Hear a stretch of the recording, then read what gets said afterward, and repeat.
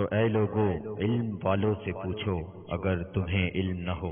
الحمدللہ رب العالمین والصلاة والسلام علی سید الانبیاء والمرسلین اما بعد فاعوذ باللہ من الشیطان الرجیم بسم اللہ الرحمن الرحیم الصلاة والسلام علیک یا رسول اللہ وعلی آلک واصحابک یا حبیب اللہ الصلاة والسلام علیک یا نبی اللہ وعلی آلک واصحابک یا نور اللہ۔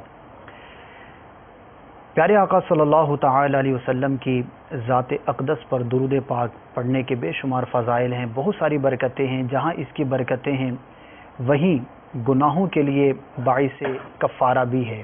ایک روایت کے مطابق جو محبت اور شوق کے ساتھ صبح و شام تین بار درود پاک پڑھے گا، اللہ تبارک و تعالی اس کے اس دن اور رات کے گناہوں کو بخش دے گا۔ تو ہمیں کثرت کرنی چاہیے۔ رمضان مبارک کا یہ پیارا مہینہ ہمارے درمیان موجود ہے، جہاں ہم دیگر عبادات میں کوشش کر کے زیادہ سے زیادہ عبادت کرنے میں اپنے آپ کو مصروف رکھتے ہیں، وہیں کاش کہ ایسا ہو کہ ہم درود پاک کی مزید کثرت کرنے میں بھی کامیاب ہو سکیں۔ سلسلہ دارالفتہ اہل سنت ہے۔ آج کچھ اس حوالے سے میں چاہوں گا کہ ہمارے مدنی چینل کے ناظرین کو مدنی پھول عطا ہو جائیں کہ یہ ماہ رمضان ماہ قرآن بھی کہلاتا ہے، ماہ نزول قرآن کے نام سے بھی اسے یاد کیا جاتا ہے۔ تو کس طرح سے آپ دیکھتے ہیں کہ قرآن اور رمضان اس میں کیا مناسبت ہے اور اس کے اندر کس طرح سے ہم بالخصوص قرآن کی برکتوں کو دیکھ سکتے ہیں؟ الحمدللہ رب العالمین والصلاة والسلام علی سید المرسلین اما بعد فاعوذ باللہ من الشیطان الرجیم بسم اللہ الرحمن الرحیم۔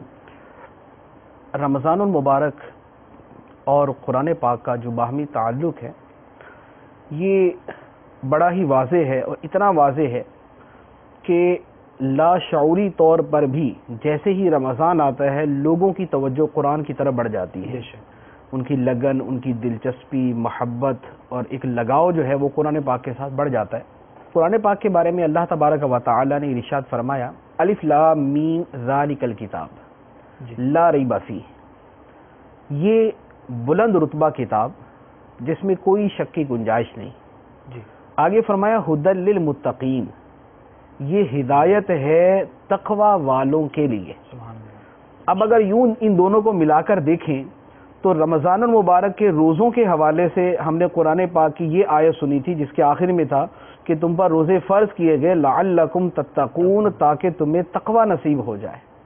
اور قرآن پاک کے بارے میں اللہ تبارک و تعالی نے ارشاد فرمایا ذالک الکتاب لا ریب فیہ ھدی للمتقین، وہ بلند رتبہ کتاب جس میں شک کی کوئی جگہ نہیں، ہدایت ہے ڈر والوں کے لیے، تقوی والوں کے لیے۔ تو اس سے پتہ چلا کہ روزے کا جو مقصد ہے وہ تقوی، اور نزول قرآن کا جو مقصد ہے وہ بھی تقوی۔ تو ان دونوں کا مقصد جو ہے وہ آپس میں ایک ہی ہے کہ قرآن پاک کے پڑھنے سے، قرآن پاک کے سمجھنے سے تقوی نصیب ہوتا ہے، اور روزہ رکھنے سے تقوی نصیب ہوتا ہے۔ گویا یہ نور علی نور ہے، یہ نور پر نور ہے کہ ایک طرف رمضان المبارک شروع ہوا، اس کے روزے شروع ہوئے، اب رمضان المبارک کے مہینے کی ایک برکتوں کی وجہ سے تقوی نصیب ہوتا ہے، ایک آدمی روزہ رکھتا ہے اس کی وجہ سے تقوی نصیب ہوتا ہے، اور ایک قرآن پاک کی تلاوت کرتا ہے اس کی وجہ سے تقوی نصیب ہوتا ہے۔ تو گویا مسلمان کے ایمان کے کمال کے حصول کا یہ مہینہ ہے کہ جس میں رمضان سے بھی تقوی حاصل ہو رہا ہے، قرآن سے بھی تقوی حاصل ہو رہا ہے، اور روزہ رکھنے سے بھی تقوی حاصل ہو رہا ہے۔ صاحب آگے گفتگو آپ کی ضرور سنیں گے، اسی سے ایک سوال ذہن کے اندر آیا کہ ھدی للمتقین، متقین کے لیے ہدایت ہے، تو قرآن تو ہر ایک کے لیے ہدایت ہے، اس کو کیسے بیان کریں گے؟ قرآن پاک بلا شبہ ہر ایک کے لیے ہدایت ہے، خود قرآن پاک کے اندر ہے ھدی للناس، قرآن پاک ہدایت ہے تمام لوگوں کے لیے، سب شامل ہے اس میں سب شامل ہے، اس میں مسلمان بھی ہیں، کافر بھی ہیں، یہ سب کے لیے ہدایت ہے۔ ہدایت سے مراد کہ یہ رہنمائی کرنے والا ہے۔ صحیح۔ اب رہنمائی کرنے والا ہے، اس کے اعتبار سے یہ سب کے لیے ہدایت ہے، اس کو کافر بھی پڑھے گا تو اس سے رہنمائی حاصل کرے گا۔ اس کے اندر جو کچھ بیان کیا گیا، جو حقائق بیان کیے گئے، جو اللہ تعالیٰ کی عظمت کو بیان کیا گیا، جو اسے دلائل سے ثابت کیا گیا، جو توحید الہی کا بیان ہے، جو رسالت نبوی کا بیان ہے، وہ اسے سمجھے گا۔ تو اس میں رہنمائی ہے کہ جو حاصل کرنا چاہے وہ اس قرآن کو پڑھ کے رہنمائی حاصل کر سکتا ہے، کوئی بھی انسان ہے۔ اور دوسری صورت کہ قرآن پاک سے ہدایت جو لٹرلی حاصل کرتے ہیں، کہ جو باقاعدہ اسے ہدایت حاصل کرتے ہیں، ایک وہ لوگ ہیں، وہ ہیں جو تقوی والے ہیں، جو ڈر والے ہیں. تو گویا دونوں مقامات کے اعتبار سے کلام کا محمل جو ہے وہ مختلف ہے، اس کا مصداق مختلف ہے. یہ رہنمائی کے لیے بھیجا گیا ساری کائنات کے لیے. نذیر للعالمین بھی قرآن پاک کے بارے میں فرمایا گیا، تبارک الذی نزل الفرقان علی عبدہ لیکون للعالمین نذیرا. اب لیکون للعالمین نذیرا سے مراد ایک یہ بھی ہے کہ نبی پاک صلی اللہ علیہ وسلم کو سارے جہانوں کے لیے ڈر سنانے والا بنا کر بھیجا، اور ایک اس کا مطلب یہ بھی بیان کیا ہے کہ اس قرآن کو سارے جہانوں کے لیے ڈر سنانے والا بنا کر بھیجا. تو گویا قرآن ہدایت ہے، یعنی رہنمائی کرنے والا ہے سب کو. اور دوسرا ہے کہ جو اسے ہدایت حاصل کرتے ہیں، عملی طور پر جو اسے ہدایت حاصل کرتے ہیں، تو جو عملی طور پر ہدایت حاصل کرتے ہیں وہ متقین ہیں، لہذا بطور خاص ان کا یہاں پر تذکرہ کیا. یہاں بھی متقین کی شان نظر آتی ہے، یہاں پر بھی متقین کی شان، بلکہ یہاں پر ایک اور بات بھی مفسرین نے بیان فرمائی ہے کہ قرآن پاک ان کے لیے بھی ہدایت ہے جو متقی بن چکے ہیں، اور جو متقی بننے کی کوشش کر رہے ہیں، راہ میں سائرین الی سبیل تقوی، جو تقوی کی راہ کی اوپر چلنے والے ہیں، ابھی کوشش کر رہے ہیں. فرمایا اللہ تعالیٰ نے ان کی اس کوشش کی وجہ سے ان کو بھی متقین میں شامل فرمایا، اور اس آیت مبارکہ کا جو محمل ہے وہ لوگ بھی اس میں داخل ہیں. تو یہ ہے کہ قرآن اور رمضان کا باہمی مقصد کے اعتبار سے جو تعلق ہے. دوسرے نمبر پر یہ ہے کہ قرآن پاک کے اندر خود موجود ہے کہ قرآن پاک کی اس ماہ مبارک کے ساتھ بڑی مناسبت ہے. جیسے خود سورہ بقرہ کے اندر اللہ تعالیٰ نے ارشاد فرمایا کہ شہر رمضان الذی انزل فیہ القرآن، رمضان کا وہ مقدس مہینہ جس میں قرآن نازل کیا گیا، بالخصوص بیان. تو اب بالخصوص جس کو بیان کیا گیا وہ اس ماہ مبارک کو بیان کیا گیا کہ اس میں قرآن کو نازل کیا گیا.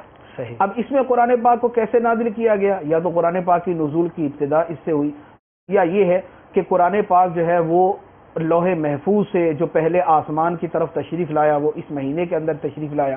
پھر اسی ماہ مبارک کے بارے میں فرمایا گیا انا انزلناہ فی لیلۃ القدر، بے شک ہم نے اس قرآن کو لیلۃ القدر میں نازل کیا. لیلۃ القدر رمضان المبارک میں ہوتی ہے جیسا کہ روایات میں ہے. تو اب قرآن رمضان میں نازل کیا، قرآن لیلۃ القدر میں نازل کیا گیا. لیلۃ القدر جو ہے وہ رمضان المبارک کے اندر ہے.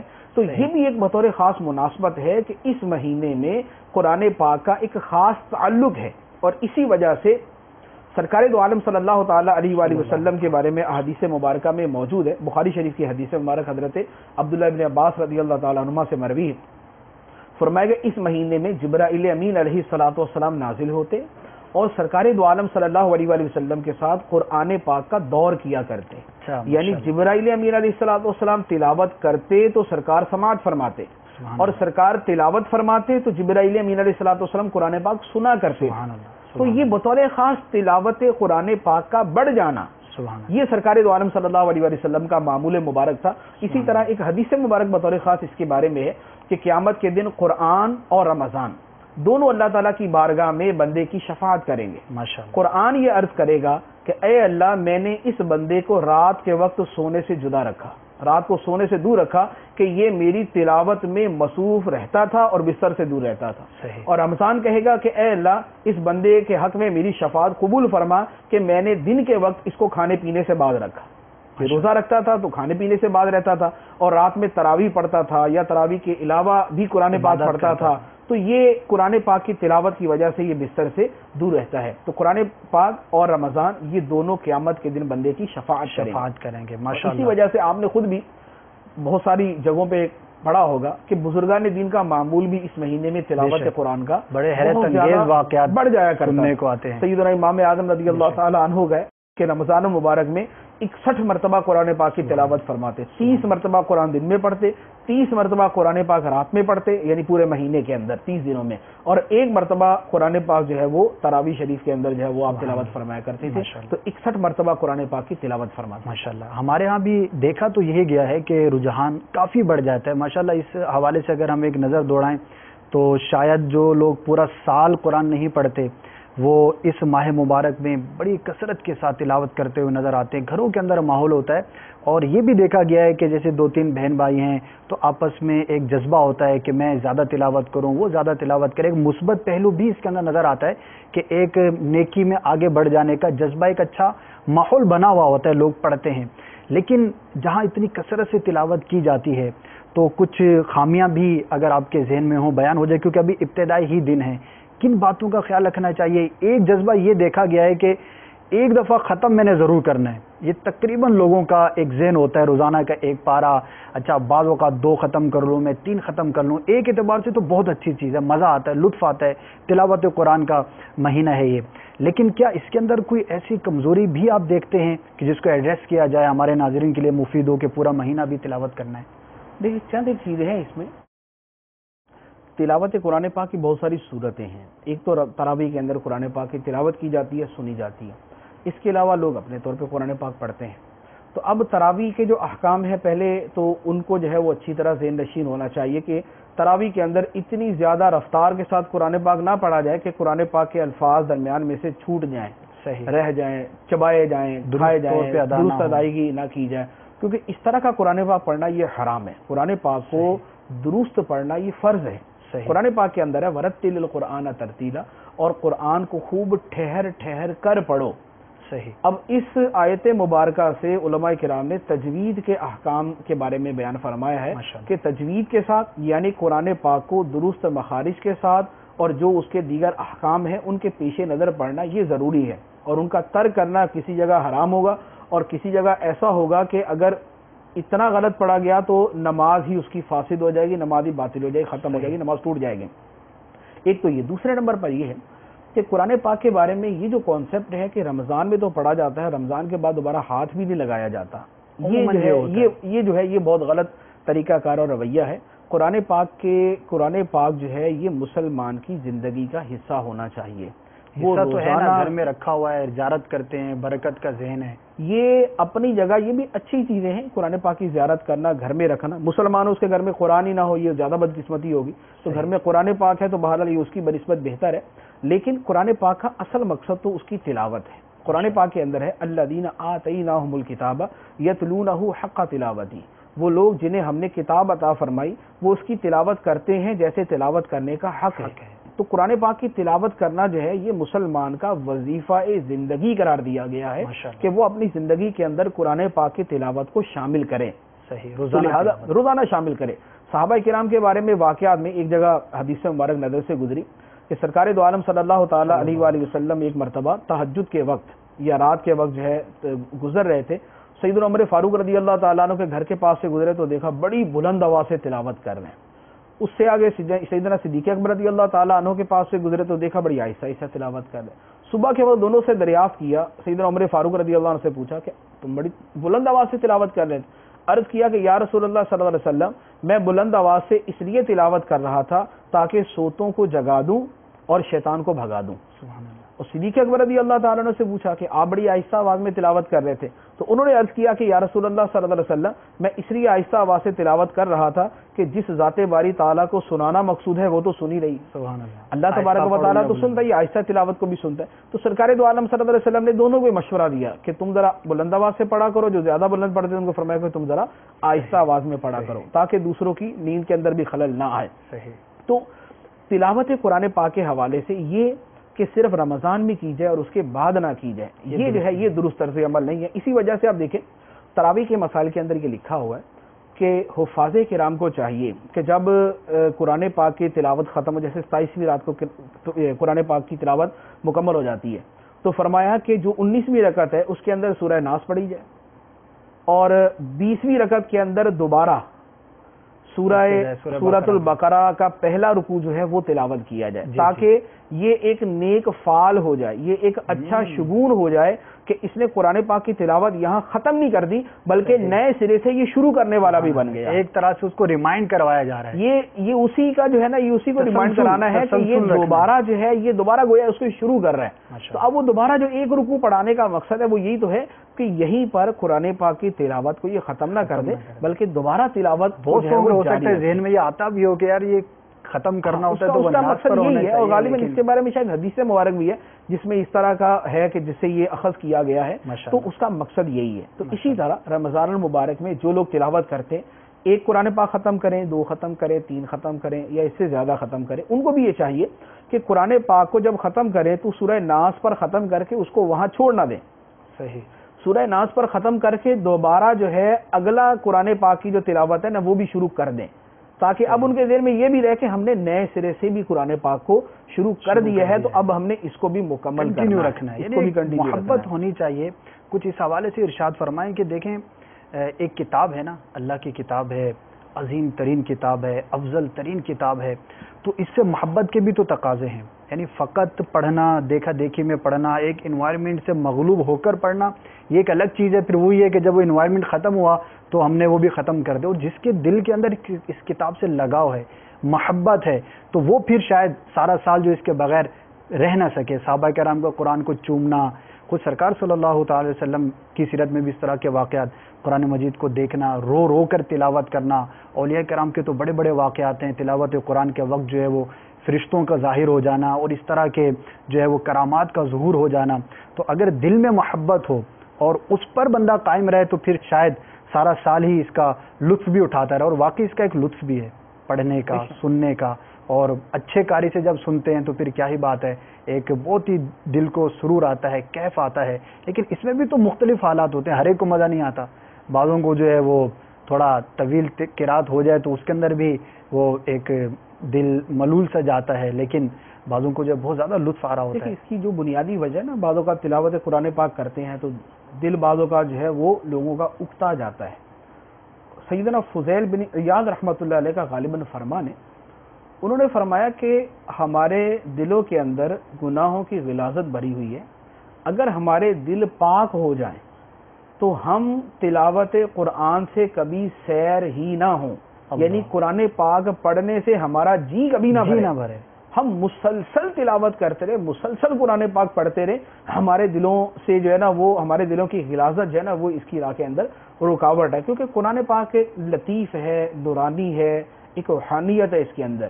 اب جہاں پر کثافت ہوگی، جہاں پر گندگی ہوگی، وہاں پر اس کا ملاب ہونے کے اندر بڑی مشکل ہوتی ہے۔ تو اسی لیے قرآن پاک پڑھنے کے آداب کے اندر بھی یہ بیان کیا۔ قرآن پاک کی محبت پیدا کرنے کا بھی ایک طریقہ ہے، بزرگان دین نے بڑی پیاری بات ارشاد فرمائی۔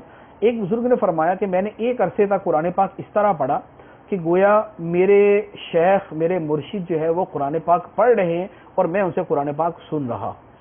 پھر ایک عرصے تک میں نے اس طرح تلاوت کی کہ گویا سرکار دو عالم صلی اللہ تعالی علیہ وسلم تلاوت فرما رہے اور آپ کی تلاوت کو میں سن رہا، یعنی انہوں نے یہ ذہن اور یہ اپنا ایک سوچ بنا کر، اپنا ایک سوچ بنا کر تخیل کے اندر یہ چیز لے کر آئے، اور پھر ایک عرصے تک کہنے لگے کہ میں نے اس سوچ کے ساتھ اور اس تصور کے ساتھ قرآن پاک کی تلاوت کی کہ اللہ تبارک و تعالی قرآن پاک کا کلام فرما رہا ہے اور میں وہ کلام اللہ تبارک و تعالی سے سن رہا ہوں۔ تو فرماتے ہیں کہ اس کے ذریعے جو مجھے لطف اس کا حاصل ہوتا تھا میں اس کا بیان نہیں کر سکتا، اور یہ حقیقت بھی ہے کہ قرآن پاک کیا ہے؟ اللہ تعالیٰ کا کلام۔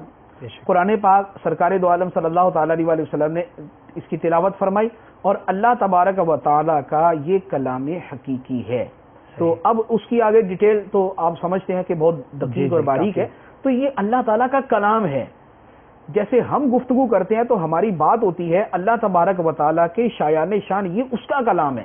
تو اس کو اس تصور سے پڑھنا کہ اللہ تبارک و تعالی یہ کلام فرما رہا ہے اور میں یہ کلام سن رہا ہوں، اور بالفرض اگر یہ نہ ہو سکے تو یہ تو لازمی بات ہے کہ آدمی کر ہی سکتا ہے نا کہ میں تلاوت کر رہا ہوں اور اللہ تبارک و تعالی میری تلاوت کو سن رہا ہے۔ تو اس تصور جو ڈوب کر پڑے گا اس کی بات ہی کچھ، تصور کو جتنا زیادہ مضبوط کیا جائے اتنا زیادہ ہی قرآن پاک کے ساتھ لگاؤ اور محبت بڑھے گی۔ ماشاءاللہ، بہت ساری باتیں ہم نے ابتدائی میں مفتی صاحب سے سننے کی سعادت حاصل کی۔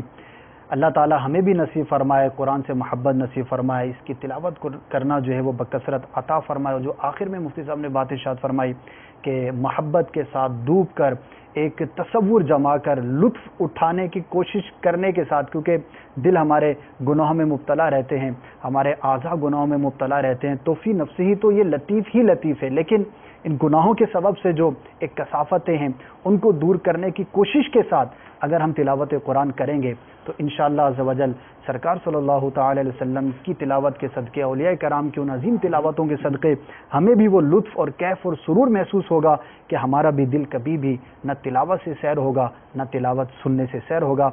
बातें चलती रहेंगी, लेकिन कॉल्स जो है वो जमा हो चुकी हैं। आप भी मुंतज़िर होंगे, आप भी पूछना चाहते हैं तो बढ़ते हैं आपकी कॉल्स की तरफ और देखते हैं कि आज के लिए आपने क्या सवाल तैयार कर रखे हैं। जी सुनाइए। Assalamu alaikum wa rahmatullah. वालेकुम अस्सलाम व रहमतुल्लाहि व बरकातुहू। My name is Muhammad Asim Attari from UK, and my sawal to Mufti Sahib is, if someone goes from Pakistan to England and he's done 29 rosé in Pakistan and he gets to England, and when he arrives in England it's Eid in England, so what are conditions for that person to keep the last fast? Jazakallah. आमीन इंशाअल्लाह। बहुत सारों का मसला है ये। जी मुफ्ती साहब, what do you say about this? This question happens many times because most of the time the people travels country to country.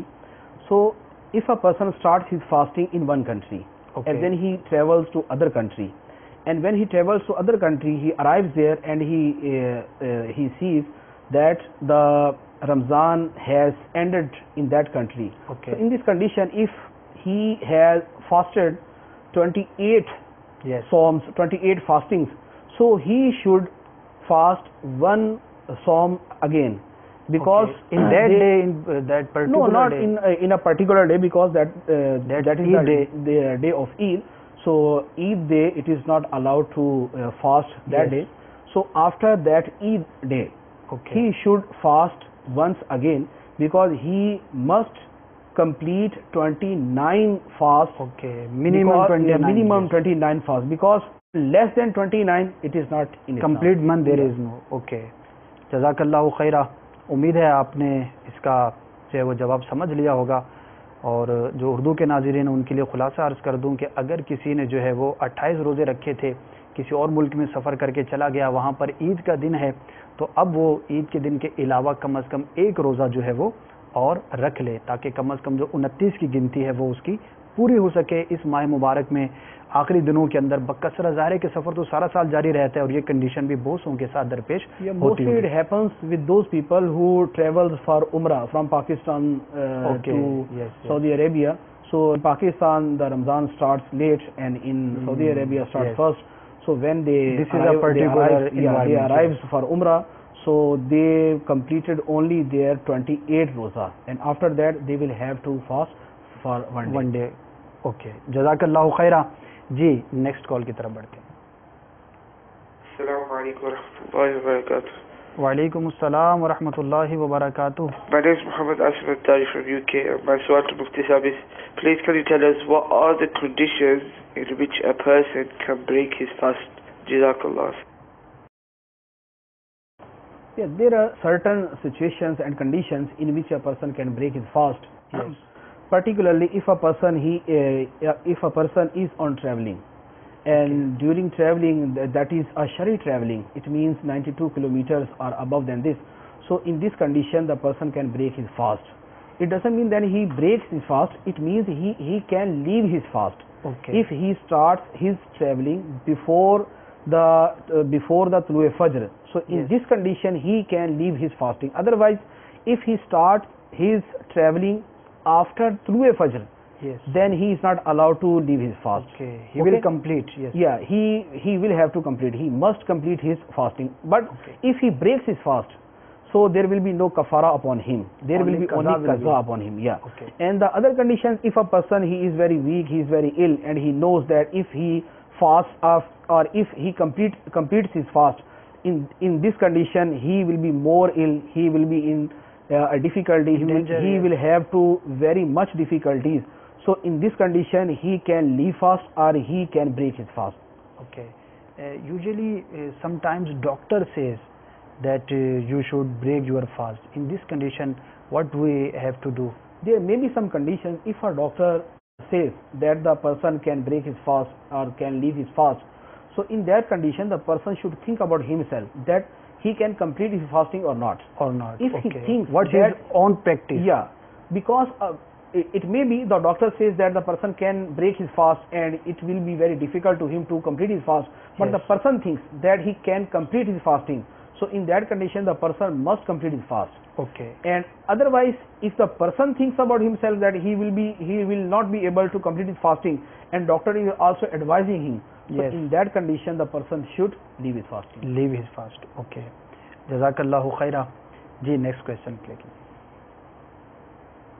السلام علیکم ورحمۃ اللہ تعالی وبرکاتہ. وعلیکم السلام ورحمۃ اللہ وبرکاتہ.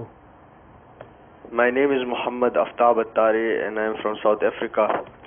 My question is, what is zakat? How much zakat should be given and how should zakat be given?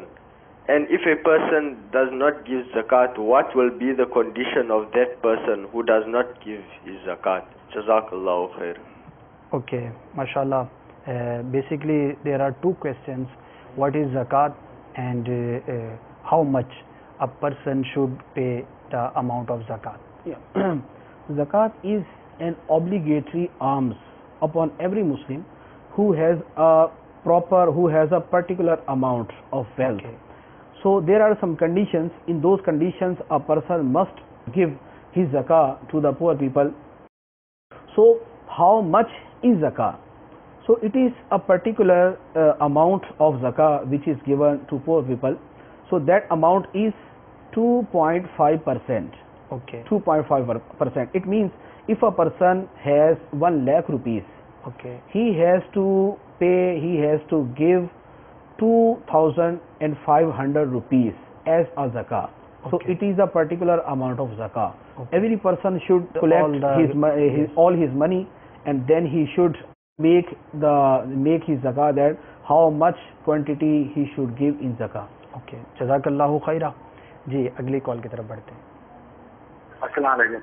وعلیکم السلام ورحمۃ اللہ وبرکاتہ. میرا نام منور شیخ ہے, میں ممبئی سے بول رہا ہوں. میرا یہ ایک سوال ہے کہ میرے پیر صاحب نماز بھی پڑھے اور عورتوں سے پردہ نہ کرے تو میری مریدی رہے گی یا ٹوٹ جائے گی؟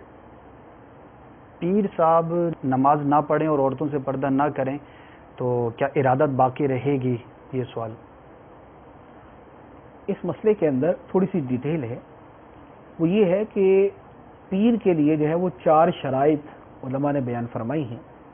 4 شرطوں کو آسان الفاظ میں اگر یاد کریں نا تو وہ یہ بنتی ہیں کہ نمبر 1 اس کا عقیدہ صحیح ہو, نمبر 2 اس کا علم صحیح ہو, نمبر 3 اس کا عمل صحیح ہو, نمبر 4 اس کی نسبت صحیح ہو. عقیدہ صحیح ہونے سے مراد یہ ہے کہ صحیح العقیدہ سنی مسلمان ہو. صحیح. علم صحیح ہونے سے مراد یہ ہے کہ اتنا علم اسے ہو کہ جس کے ذریعے وہ اپنے روزمرہ کے مسائل کا جواب خود بغیر کسی کی مدد کے کتابوں سے نکال سکے. صحیح. عام پیش آنے والے مسائل اس کو آتے ہوں, جیسے نماز کے مسائل یا عام دیگر سوالات ہوتے ہیں, اور مزید اگر کوئی سوال اسے پیش آئے تو وہ کتابوں سے نکال سکے. یہ صحیح. اتنا علم ہونا اس کے لیے کافی.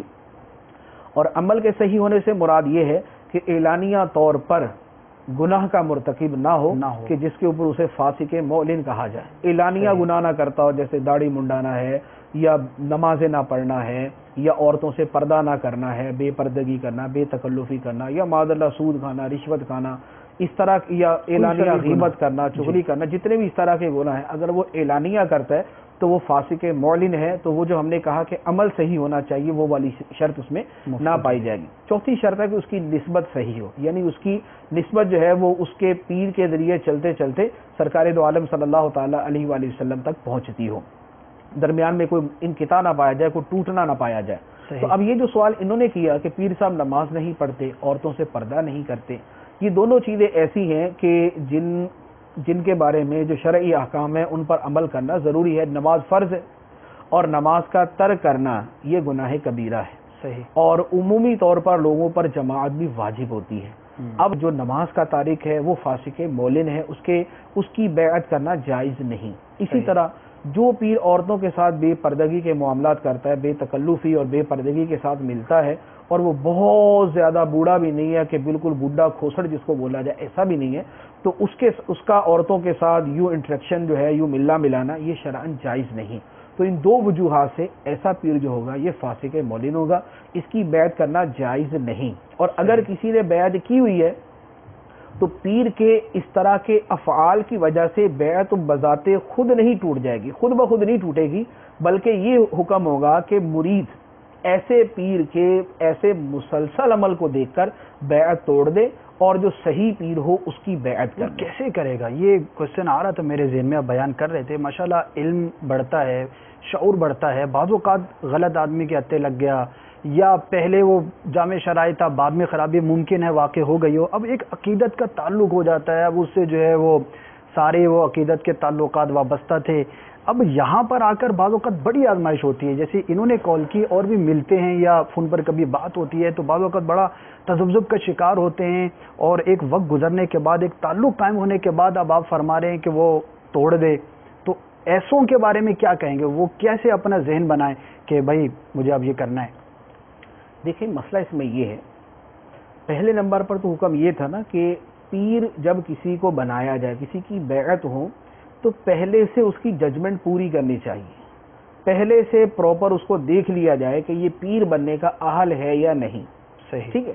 تو اگر پہلے سے یہ احتیاط کی جائے گی نا تو اکثر و بیشتر صورتوں میں بعد میں کوئی ایسی صورت پیش نہیں آئے گی کہ اس کو بیعت توڑنے کا مشورہ دیا جائے، تو لہذا پہلے سے غور و فکر کرنا کی ہے، اس کو دیکھ لیا جائے اور ان کی روشنی کے اندر ہی جو ہے کسی کا مرید بننا چاہیے، پہلی بات یہ۔ دوسری بات یہ ہے کہ اب کسی کے بیعت غلطی سے ہو گئے، علم نہیں تھا اور بعد میں وہ چیزیں ظاہر ہوئیں، یا چیزوں کا پتہ تھا لیکن یہ نہیں پتا تھا کہ پیر کے بارے میں بھی یہی احکام ہے، جیسے عام طور پہ ہوتا ہے کہ پیر سے پردہ نہیں، اس طرح کی باتیں عام طور پہ لوگوں کے کانسیپٹ میں ہوتی ہے، بالکل ہے کہ پیر تو باپ کی طرح ہوتا ہے، باپ سے کیا پردہ، ایسا نہیں ہے، پھیر رہا ہے، بیٹی بیٹی بھی کہہ رہا ہے۔ تو اب یہ جو ہے نا پیر سے پردہ فرض ہے، سرکار دو عالم صلی اللہ تعالی علیہ وآلہ وسلم ساری امت کے روحانی باپ ہیں، اور آپ سے زیادہ جو ہے وہ کسی کو جو ہے وہ امت کا روحانی باپ بنے کا مرتبہ کس کو حاصل ہوگا؟ لیکن سرکار دو عالم صلی اللہ علیہ وآلہ وسلم بھی عورتوں سے پردہ فرمایا کرتے تھے، اور آپ نے بھی کبھی کسی نامحرم عورت کے ہاتھ کو نہ چھوا، تو جب سرکار دو عالم صلی اللہ تعالی علیہ وآلہ وسلم پردے کا اتنا اہتمام فرمائے تو اب کائنات کے اندر دوسری ایسی کوئی ہستی نہیں ہے کہ جس سے پردے کے احکام اٹھ سکیں، تو لہذا اگر کوئی لا علمی کے اندر کسی ایسے پیر کا مرید ہو گیا، یا پیر صاحب پہلے سے ہی تھے بات کے اندر اس طرح کی حرکات کے اندر مبتلا ہوں گے، تو ان صورتوں میں اب بیعت توڑتے وقت جو یہ قلب کے اندر آتا ہے کہ بھئی اس کی کیسے بیعت توڑے، ایک عرصے تک اس کے ساتھ وقت گزارا، یہ وہ اس طرح کی چیزیں، تو دیکھیں یہاں پر جو بنیادی چیز ہے وہ یہ ہے کہ پیر کو بطور پیر اختیار کرنے کا اصل مقصد کیا تھا۔ پیر بذات خود مقصود نہیں ہوتا، یعنی پیر ایک انسان ہے، صحیح، اور پیر کو جو اصل پیر کے لیے لفظ ہے وہ ہے مرشد، جو عربی کا لفظ ہے وہ ہے مرشد۔ مرشد کا مطلب ہوتا ہے رہنمائی کرنے والا، رہنمائی کرنے کے جو ہے وہ علماء کرام نے اور اولیاء کرام نے یہ شرطیں بیان کی جو ہم نے بیان کی۔ جب کوئی پیر بذات خود گناہوں کا اعلانیہ طور پر مرتکب ہے، اگر وہ خود نماز نہیں پڑھتا، وہ کس منہ سے اپنے ماننے والوں کو نماز کی ترغیب دے گا؟ نماز کا وقت ہوا، پیر بیٹھا ہوا، اول تا آخر وقت شروع ہوا، وقت ختم ہو گیا، پیر صاحب وہیں بیٹھے ہوئے نماز نہیں پڑھے، اب وہ پیر کس منہ سے اپنے مریدوں کو بولے گا کہ تم جا کے نماز پڑھ کے آ جاؤ؟ وہ خود غافل ہے تو وہ دوسروں کو غفلت کے اندر ڈبو مارے گا۔ اسی طرح اگر وہ خود بے پردگی کرتا ہے تو وہ دوسروں کو نہیں کہہ سکتا کہ تم بے پردگی نہ کیا کرو، کیونکہ وہ تو خود دوسروں کے لیے نمونہ بنا ہوا ہے بے پردگی کرنے کے لیے۔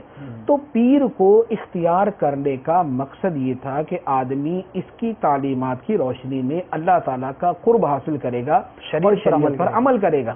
تو جب پیر بذات خود راہ خدا سے دور ہے، وہ قرب الہی سے دور ہے، وہ خود شریعت کی راہ سے ہٹا ہوا ہے، تو اب ایسے پیر کے پیچھے چلنا جو ہے وہ شریعت کی راہ پہ چلنا نہ ہوگا، بلکہ وہ کسی جو ہے وہ بد عملی اور بے عملی کی راہ پر چلنا ہوگا۔ قرآن پاک کے اندر آیت مبارکہ ہے، اللہ تبارک و تعالیٰ نے ارشاد فرمایا، سرکار دو عالم صلی اللہ تعالی علیہ وسلم کو فرمایا گیا وَأَنَّ هَذَا صِرَاطِي مُسْتَقِيمًا فَاتَّبِعُوهُ وَلَا تَتَّبِعُوا السُّبُلَ فَتَفَرَّقَ بِكُمْ عَنْ سَبِيلِهِ، فرمایا کہ یہ میرا سیدھا راستہ ہے، اس راستے کی پیروی کرو اور دوسرے راستوں پر نہ چلو۔ صحیح، فَاتَّبِعُوا وَلَا تَتَّبِعُوا السُّبُلَ، اور راستوں پر نہ چلو، فَتَفَرَّقَ بِكُمْ عَنْ سَبِيلِهِ، کہ اور راستوں پر چلنے کی وجہ سے تم اللہ کے راستے سے ہٹ جاؤ گے۔ اللہ کا راستہ کون سا ہے؟ اللہ کا راستہ وہ ہے جو سرکار دو عالم صلی اللہ تعالی علیہ وآلہ وسلم کا راستہ ہے۔ آپ کا راستہ کون سا ہے؟ جو ہمیں قرآن حدیث کے اندر شریعت کی صورت میں ملتا ہے۔ یہ جو شریعت کا راستہ ہے یہ ہے اللہ کا راستہ، یہ ہے اللہ کے رسول کا راستہ ہے، یہ ہے اہدنا الصراط المستقیم، یہ ہے اتقوا اللہ وکونوا مع الصادقین. تو یہ راستہ جو ہے یہ ہمیں اپنانے کا فرمایا گیا. اب جو شخص بھی اس راستے سے ہٹا ہوا ہے، یہ ایک ہی راستہ ہے، یہ ایسا نہیں ہے کہ یہ بھی راستہ ہے تو ادھر سے بھی کوئی دوسرا راستہ بھی جاتا ہے، ایسا کوئی نہیں ہے. فرمایا ان ھذا صراطی مستقیما، یہ میرا ایک راستہ ہے سیدھا، اس کی پیروی کرو. اور بقیہ جملہ راستوں کے بارے میں ارشاد فرمایا کہ اور راستوں پر نہ چلو ورنہ اللہ کے راستے سے ہٹ جاؤ. صحیح، سیدھا راستہ ایک ہے، غلطی، گمراہی، بے عملی، بد عملی کے راستے ہزاروں ہیں. جو اب ایک سیدھے راستے سے ہٹ گیا اب اس کا کوئی بھی دوسرا راستہ وہ سیدھا راستہ نہیں ہو سکتا. تو پیر کو تو اختیار کیا جاتا ہے سیدھے راستے پر چلنے کے لیے، اللہ تعالیٰ کی بارگاہ میں پہنچنے کے لیے، اللہ کی رضا حاصل کرنے کے لیے. پیر صاحب خود اللہ کی رضا حاصل کرنے میں ناکام ہو گئے، وہ خود شریعت کے راستے سے بھٹک گئے، خود وہ شیطان کے راستے پہ چل رہے. تو اب ایسے پیر کی پیروی کرنا یہ پیر کی پیروی نہیں ہے، یہ شیطان کی پیروی کرنا ہے. اللہ کی پیروی وہ ہے جو اللہ کے رسول کے طریقے کے اندر کی جائے، اور وہ طریقہ شریعت ہے. لہذا جو پیر شریعت سے ہٹ جائے، اولاً یہ کوشش کی جائے کہ پیر ہی سیدھے راستے پر آ جائے. اگر وہ سیدھے راستے پر آ جائے تو بہت اچھی بات ہے کہ اس کے ساتھ بہت سارے لوگوں کا دین ایمان یہ ممکن ہے کہ اگر پیر غلطی میں ہے کسی کا تو اس کی اصلاح کی بھی کوشش کی جائے. دیکھیں پیر کے اندر اگر تو خوف خدا ہے اور وہ غلطی کر رہا ہے لا علمی کی وجہ سے، یا وہ غلطی کر رہا ہے غفلت کی وجہ سے کہ وہ بھی انسان ہے تو غلطی اس سے بھی ہو سکتی ہے. یہ نہیں ہے کہ پیر سے پہلی غلطی کا ظہور ہوا اور اسی وقت ببانگے دہل اعلان کر دیا کہ پیر مردود ہو گیا، ایسا نہیں ہے. پیر سے بھی غلطی ہو سکتی ہے، پہلے یہ دیکھا جائے کہ ہو سکتا ہے کہ پیر خود اپنی اصلاح کر لے، اور اگر تسلسل کے ساتھ یہ دیکھے کہ نہیں اس فعل کا بار بار مرتکب ہو رہا ہے تو اس کو سمجھایا جا سکتا ہے. آدمی اپنے باپ کو سمجھاتا ہے، صحیح، اپنے استاد سے غلطی ہو جائے اس کو ادب کے ساتھ عرض کر سکتا ہے. تو جب اپنے باپ کو اور اپنے استاد کو ادب کے ساتھ عرض کر سکتا ہے تو پیر کے ساتھ بھی کوئی ایسا طریقہ اختیار کر لیا جائے، اسے بغیر اپنے نام کے لکھ کر دے دیا جائے یا اس کو کسی طریقے سے پیغام پہنچا دیا جائے. ہو سکتا ہے کہ اس کی توجہ نہ ہو، صحیح، اس وجہ سے غلطی کا مرتکب ہے. ہو سکتا ہے کہ غفلت اس کے اوپر آ گئی ہو اور وہ اپنی غفلت کی وجہ سے اس گناہ کے اندر غلطی میں پڑ گیا اور اسے سمجھایا تو وہ متوجہ ہو جائے گا. کہ بعض اوقات جو ہے پیر واقعتاً مرید سے زیادہ ہی تقوی والا ہوتا ہے، لیکن کوئی گناہ ایسا ہوتا ہے جو اس کو اپنی طرف کھینچ لیتا ہے اور اگر اسے سمجھایا جائے تو وہ سمجھ سکتا ہے. تو لہذا پہلے اس کی کوشش کر لی جائے. اس کے باوجود اگر دیکھیں کہ نہیں پیر اپنی بات پہ مصر ہے، اپنے گناہ کے اوپر مصر ہے، تو پھر اس سے آرام سے جو ہے وہ جدا ہو جائے، کنارہ کشی اختیار کر لی جائے. اب اس کی غلطیوں کو اچھالنے کی حاجت نہیں. اکثر و بیشتر صورتوں میں فتنہ ہی اس سے پیدا ہوتا ہے اور فتنہ جو ہے وہ اچھالنے کی حاجت نہیں ہے. جزاک اللہ خیرہ. میں امید کرتا ہوں کہ ہمارے ان کالر اسلام بھائی کو اور اس کے ساتھ ضمن کے اندر بہت ساری باتیں ہم نے مفتی صاحب سے سنی. الحمدللہ علم کے محفل ہے، علم کے یہ چمکتے دمکتے موتی ہیں جو لٹائے جا رہے ہیں اور ہم ان سے فیضیاب ہونے کی کوشش کر رہے ہیں. بہت سو کو تشفی ہوئی ہوگی اور یہ جو ایک کانسیپٹ بعض اوقات ذہن میں بیٹھ جاتا ہے، بہت وضاحت اور بڑی تفصیل کے ساتھ آپ نے قرآن و حدیث کی روشنی میں سنا کہ اس وقت بندے کو کیا کرنا چاہیے. اللہ تعالی ہم سب کو سیدھے راستے پر چلنے کی استقامت عطا فرمائے، توفیق عطا فرمائے، ہم سب کو دنیا اور آخرت کی بھلائیاں عطا فرمائے. بڑھتے ہیں مزید کالز کی طرف اور سنتے ہیں کہ آپ کیا سوالات کر رہے ہیں. آئیے سنتے ہیں. السلام علیکم ورحمۃ اللہ وبرکاتہ. وعلیکم السلام ورحمۃ اللہ وبرکاتہ. مفتی صاحب کی بارگاہ میں عرض ہے کہ یہ مسئلہ کے بارے میں پوچھنا ہے کہ نماز تراویح بیٹھ کر پڑھنے کے بارے میں کیا حکم ہے. یعنی اگر بیٹھ کے اگر کوئی نماز تراویح ادا کرے تو نماز تراویح ہو جائے گی یا نہیں. السلام علیکم ورحمۃ اللہ وبرکاتہ. وعلیکم السلام ورحمۃ اللہ وبرکاتہ. مزید بھی کال دے دیجیے. بات صاحب سے یہ کرنی تھی جی. میں نا آپ سے یہ سوال کرنا تھا کہ میں اپنی اماں سے وعدہ کیا تھا عمرے کا، تو میں سعودی میں آ گیا، بعد میں وہ فوت ہو گئے. تو ابھی میں کیا کرتا ہوں، ان کے نام کا حج کر لوں یا کسی کو کروا لوں؟ ٹھیک ہے جناب، ضرور پوچھتے ہیں مفتی صاحب سے. ایک اور سوال بھی شامل کر لیتے ہیں. السلام علیکم. وعلیکم السلام ورحمۃ اللہ وبرکاتہ. افضل بول رہا ہوں اسلام آباد سے. میرا سوال یہ ہے کہ کیا بلڈ سیمپل دینے سے روزہ ٹوٹ جاتا ہے؟ اس کے بارے میں ایک مثال کے ذریعے مجھے بتا دیجیے گا. ضرور جناب، مثال کے ذریعے آپ کو بتائیں گے، آپ ہمارے ساتھ رہیے. جی مفتی صاحب، پہلا سوال تھا بیٹھ کر تراویح پڑھنے کے بارے میں، کیا فرمائیں؟ بیٹھ کر تراویح پڑھنے کے بارے میں مسئلہ یہ ہے، بہار شریعت میں یہ لکھا ہے کہ تراویح بیٹھ کر بلا عذر بیٹھ کر نہ پڑھی جائے. کیوں؟ اس لیے کہ بہت سارے فقہاء کرام نے یہ فرمایا کہ تراویح بیٹھ کر ہوتی ہی نہیں. اچھا, تراویح بیٹھ کر ہوتی ہی نہیں. لہذا جس کو عذر نہ ہو وہ حتی الامکان تراویح کھڑے ہو کر ہی پڑھے. صحیح. اگر کسی کی مجبوری ہے, جیسے کوئی بزرگ آدمی ہے, تھک جاتا ہے جلدی, اور یا کوئی کمزور ہے کسی بیماری کی وجہ سے, تو ایسی صورت کے اندر جو ہے وہ بیٹھ کر تراویح ادا کر سکتا ہے. لیکن جس آدمی کے لیے ممکن ہے کہ کھڑے ہو کر تراویح پڑھے, اسے حتی الامکان کوشش یہی کرنی چاہیے کہ وہ کھڑے ہو کر ہی تراویح ادا کرے, بیٹھ کر نہ پڑھے. ٹھیک ہے, ماشاءاللہ. دوسرا سوال تھا کہ والدہ سے عمرے کا وعدہ کیا تھا اور کروا نہیں سکا, والدہ فوت ہو گئی. تو وعدے کے بارے میں ویسے تو حکم شرعی واضح ہے کہ جو بھی وعدہ کیا جائے اسے پورا کرنا چاہیے, کیونکہ وعدہ پورا کرنا یہ انبیاء کرام علیہم الصلاۃ والسلام کی سنت مبارکہ ہے.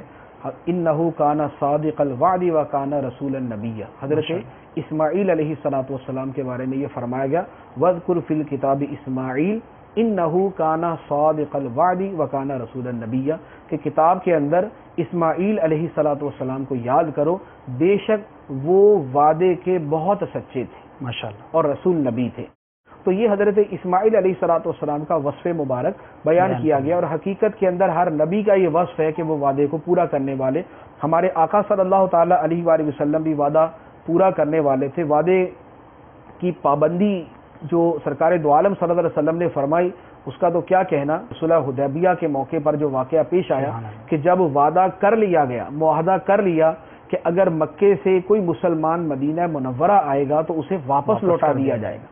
ابھی یہ وعدہ چل رہا تھا کہ حضرت ابو جندل رضی اللہ تعالی عنہ سرکار دو عالم صلی اللہ علیہ وسلم کی بارگاہ میں حاضر ہوئے اور زخموں سے چور چور تھے, جو مسلمان ہونے کی وجہ سے ان پر مظالم ڈھائے گئے تھے, ان کی وجہ سے. سرکار صلی اللہ علیہ وسلم نے ان کو دیکھا تو فرمایا کہ اس کو ہم لے جاتے ہیں, کیونکہ ابھی بات چیت مکمل تو ہوئی نہیں ہوا, ایگریمنٹ کمپلیٹ نہیں ہوا ابھی. لیکن اس وقت جو کفار کی طرف سے آدمی تھا اس نے کہا کہ اگر ابھی آپ اس کو واپس نہیں کریں گے نا تو پھر ہم ابھی جو ہے وہ آپ کے ساتھ یہ معاہدہ ختم کر دیں گے. اب چونکہ سرکار صلی اللہ علیہ وسلم اس سے پہلے بات فرما چکے تھے, اگرچہ اس کو مکمل ابھی وہ نہیں کیا تھا, سارا اگریمنٹ جو ہے وہ پورا نہیں ہوا تھا, لیکن بات وہ والی ہو چکی تھی. سرکار صلی اللہ علیہ وسلم نے ان کو واپس لوٹا دیا. اب وعدے کی ایسی پابندی کا کیا کوئی تصور کر, تاریخ نہیں ملتی. اسی طرح ایک اور واقعہ مجھے یاد آیا. غزوہ بدر کے موقع پر دو صحابی تھے, وہ مکہ مکرمہ سے آ رہے تھے. راستے کے اندر مشرکوں نے ان کو پکڑ لیا اور کہا کہ تم کدھر جا رہے ہو. تو انہوں نے اپنا جو ہے عذر کوئی دوسرا بیان کر دیا, یعنی جا تو رہے تھے سرکار صلی اللہ علیہ وسلم کی بارگاہ میں اور آگے جا کے جو بھی معاملہ پیش ہے. تو کفار نے ان سے کہا کہ تم ہمارے خلاف لڑائی نہیں کرو گے. مدینہ منورہ پہنچے تو غزوہ بدر کی تیاریاں جاری تھی. سرکار صلی اللہ علیہ وسلم کی بارگاہ میں حاضر ہو کے عرض کیا کہ یا رسول اللہ صلی اللہ علیہ وسلم, ہم نے تو ان لوگوں کے ساتھ اس طرح وعدہ کیا تھا کہ ہم آپ کے خلاف لڑائی نہیں کریں گے. تو سرکار نے فرمایا اپنا وعدہ پورا کر. حالانکہ مسلمان 313, مسلمانوں کے پاس اسلحہ کم, مسلمانوں کے پاس ساز و سامان کم, گھوڑوں کی کمی, اونٹوں کی کمی, تیروں تلواروں کی کمی, مسلمان کمی اور قلت کے اندر ہیں. اور اس طرح کے وعدے بھی ایسے کہ اس طرح کے وعدوں کا کیا پورا کرنا, لیکن سرکار دو عالم صلی اللہ علیہ وسلم نے اس وعدے کو بھی پورا فرمایا.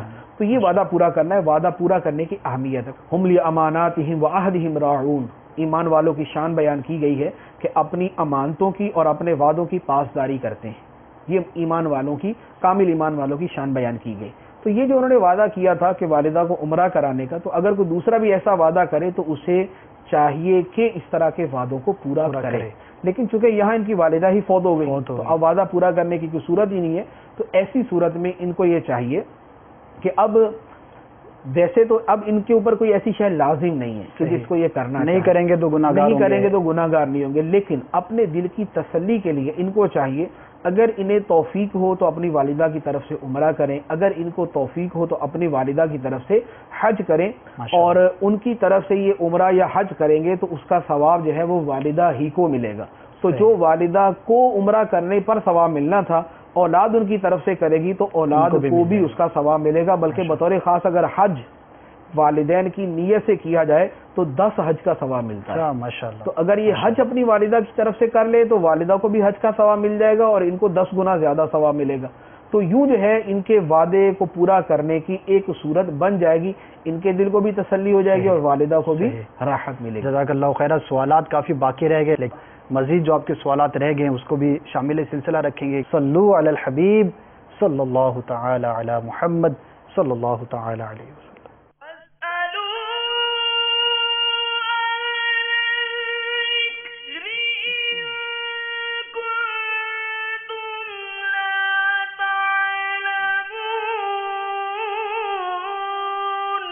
تو اے لوگو علم والوں سے پوچھو اگر تمہیں علم نہ ہو۔